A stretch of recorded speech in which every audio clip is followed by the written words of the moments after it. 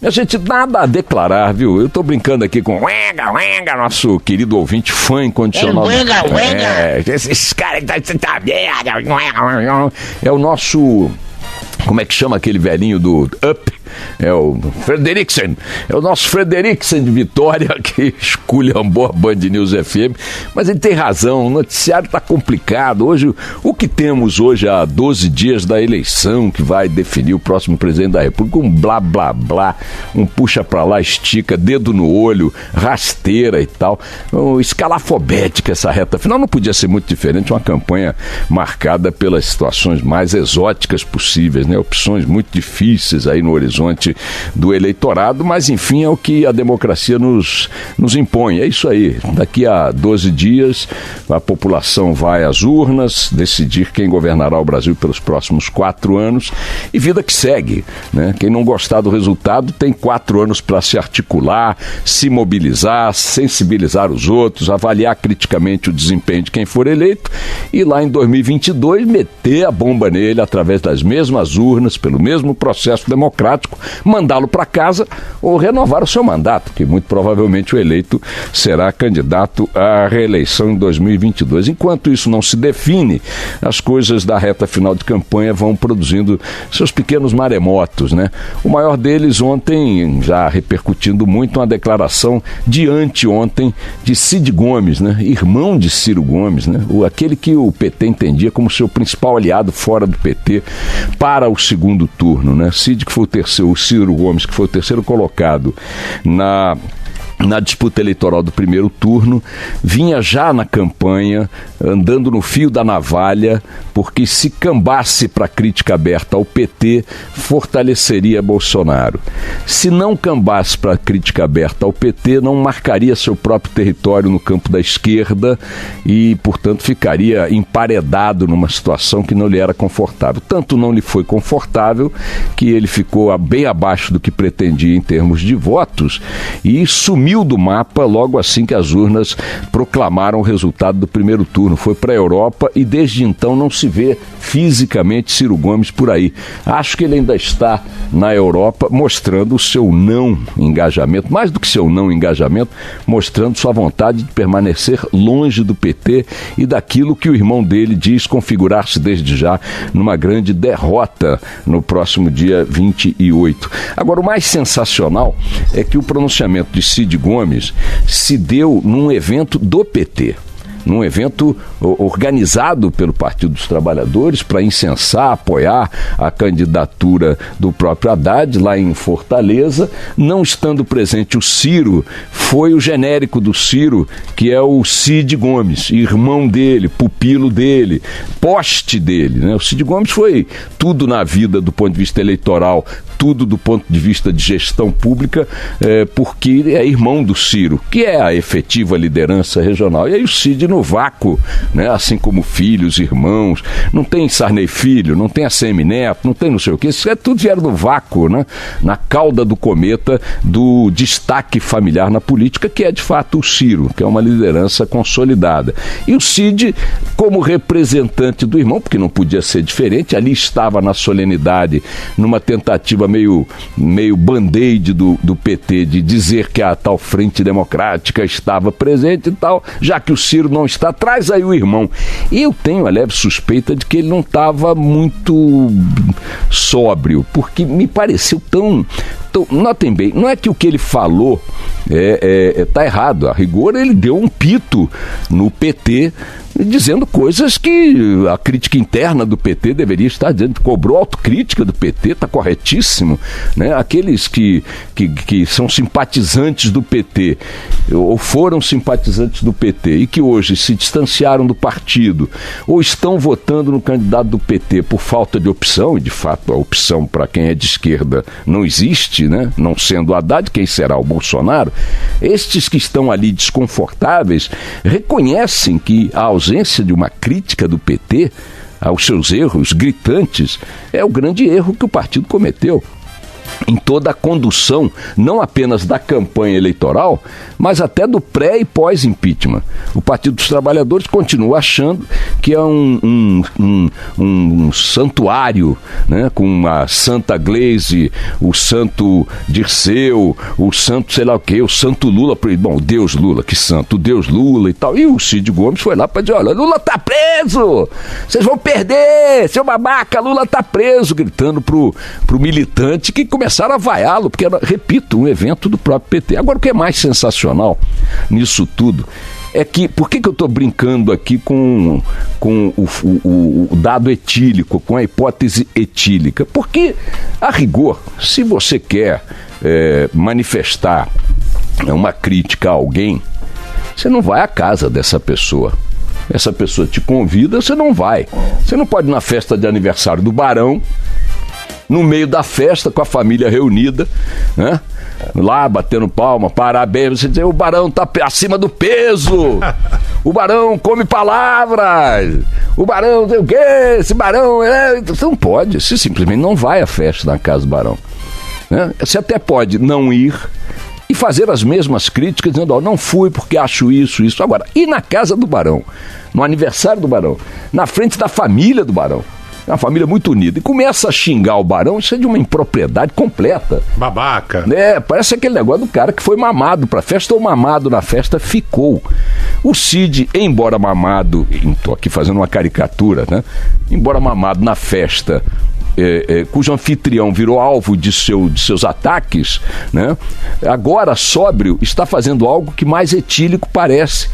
Entrou com uma ação, parece que na Justiça Eleitoral, querendo proibir que o Bolsonaro e a campanha dele utilizem as imagens dele, Cid, dando essa bronca no PT, no Lula, na militância e tudo mais, na própria horário eleitoral do Bolsonaro. Eu nem sei se o Bolsonaro e seus estrategistas vão querer usar essa imagem na campanha deles. Já usaram? Uhum. Porque eu acho que também é uma jogada burra. Porque, afinal de contas, isso é briga na casa do vizinho, né? Se você tá bem aqui na tua casa, não vem, deixa eles brigarem lá. Mas, enfim, não sou marqueteiro, eles que façam o que bem entender. Agora, o sensacional é, supondo que o Cid tenha feito isto porque tinha tomado alguma durante a festa e saiu do ponto adequado de equilíbrio, né? No dia seguinte, provavelmente, ele já não estava do mesmo jeito. E no dia seguinte, ele foi lá e disse o seguinte: alô, Justiça Eleitoral, por favor, proíba o uso da minha imagem, daquilo que eu falei em público na campanha do adversário do PT, a quem eu critiquei duramente. Chamei de babaca quem defendeu o Lula. Lembrei que o Lula está preso, disse que o PT vai perder a eleição. Quer dizer, o cara é um homem público desse quilate, né? Desse quilate. Não estou aqui dizendo, repito, que ele falou coisa errada, não. Ele fez uma crítica correta, né? Chamou, alertou o PT para um erro que o PT vem cometendo desde de sempre, aguçado esse erro, exacerbado esse erro na persistência com que tentou fazer Lula seu candidato, sabendo que não conseguiria. Perdeu um tempo precioso na construção da imagem do próprio Haddad, submeteu Haddad como candidato a uma rotina de visitas ao Lula na prisão, sabendo que isso o desgastaria, ou devendo prever que o desgastaria. Impôs a imagem de Lula como figura dominante, não apenas na propaganda, mas no discurso do candidato. Como disse uma jornalista cujo nome eu estou procurando para render o devido crédito, porque foi uma definição impecável, o PT achou que podia transformar uma eleição para presidente da República no Brasil num plebiscito sobre a prisão do Lula. Quer dizer, um reducionismo maluco, suicida, uma presunção à prepotência assombrosa, como se 208 milhões de brasileiros não tivessem mais nada para discutir ou para se interessar do que o destino do Lula e sua condição jurídica. Então, todos os erros que o PT cometeu estão lhe custando isto que até agora as pesquisas vêm indicando e que o Cid Gomes verbalizou de maneira muito clara. Vocês não tenham dúvida que ali ele atuou como ventríloco do Ciro. O Ciro não faria aquele discurso daquela forma, embora já tenha sido dado destemperos do gênero. Mas não faria pela impropriedade da coisa, pelo desgaste natural de ser um convidado na casa do vizinho para fazer esse tipo de papelão. Mas o que ele falou ali não só é uma crítica correta, como é exatamente o que o Ciro Gomes gostaria de estar à vontade para dizer em público. E não diz por outras razões e tal, no médio prazo, depois ele apanigou um pouco, disse que não, que apoia o Haddad, apoia na Europa e tal. A tal frente democrática, arco democrático, implodiu. Mais um passo que o PT dá no segundo turno e que fracassa rotundamente. Fernando Henrique, Joaquim Barbosa, Ciro Gomes, nenhuma liderança com que os estrategistas do PT pretenderam mostrar uma ampliação do leque de apoios ao PT no segundo turno vingou. Uma coisa dramática, uma coisa terrível, né? E enquanto isso, claro, com 18 pontos de vantagem em votos válidos a 12 dias da eleição, Bolsonaro surfa confortavelmente, tocando a bola de lado e às vezes tocando mal. Vai para uma visita no BOPE, no Rio de Janeiro, que é o batalhão de elite da Polícia Militar do Rio, aquele mesmo batalhão que foi cenário, né, o personagem de fundo dos filmes Tropa de Elite 1 e 2, portanto, o que aqueles filmes mostraram e contaram expressa a verdade daquele ambiente, e dentro desse ambiente, numa cidade que registra o nível de violência e de criminalidade que o Rio de Janeiro registra, ele se lança a um discurso temerário, perigoso e até ilegal, à luz do que consta hoje, dando uma espécie de carta branca, estimulando uma espécie de carta branca para que a polícia do Rio de Janeiro mate sem explicar por que está matando.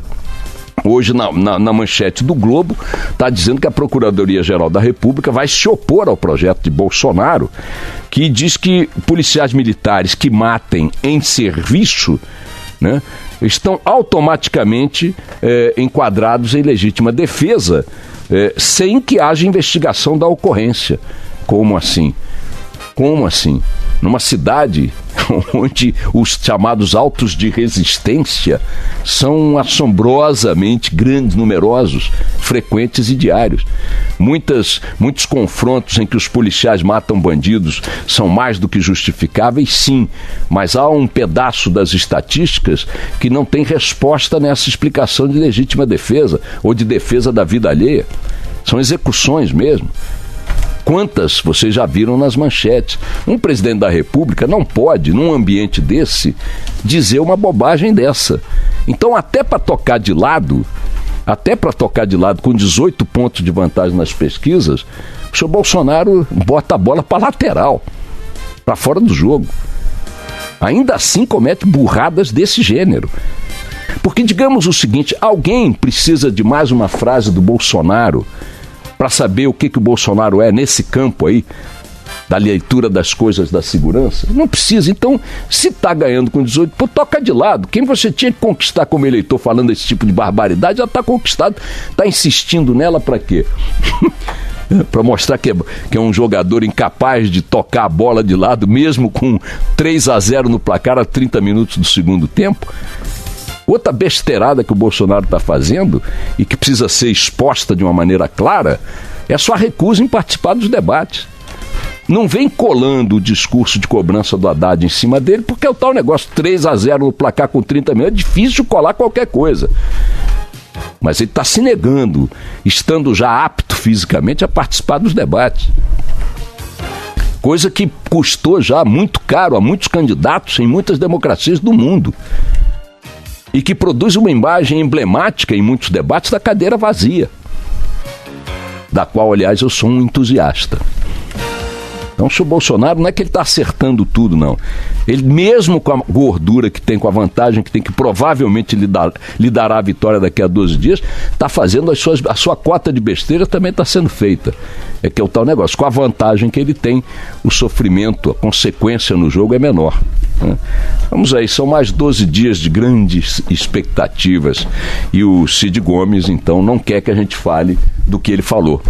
Melhor forma, o Cid Gomes, de não se falar do que você fala é você não falar, viu? Mas depois, quando você tiver melhor aí, passar esse efeito todo, a gente conversa. Vamos nessa.